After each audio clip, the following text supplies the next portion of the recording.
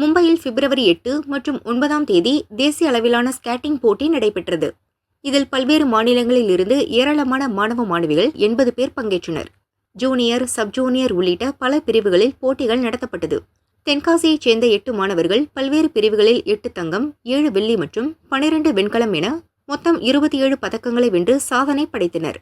சொந்த ஊர் திரும்பிய மாணவர்களுக்கு உற்சாக வரவேற்பு அளிக்கப்பட்டது.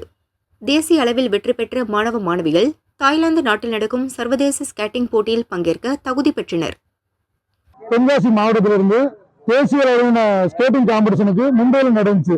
அந்த மேட்சுக்கு வந்து நம்ம ஸ்டூடெண்ட் தென்காசிலிருந்து என்னோட மாணவர்கள் 16 பேர் பார்ட்டிசிபேட் பண்ணியிருந்தாங்க. அதே மாதிரி இன்னொரு கோச்சோ பசங்க ஒரு 10 பேர் பார்ட்டிசிபேட் பண்ணியிருந்தாங்க. 27 பேர் பார்ட்டிசிபேட் பண்ணியிருந்தாங்க ஸ்கேட்டிங் காம்படிஷன் தென்காசி டிஸ்ட்ரிக்ட் மட்டும். அதே மாதிரி ஹோல் தமிழ்நாட்டில இருந்து மொத்தம் 70 பேர் இந்த மும்பையில் நடந்த ஸ்கேட்டிங் காம்படிஷன் வந்திருந்தாங்க தேசிய அளவிலான காம்படிஷனுக்கு.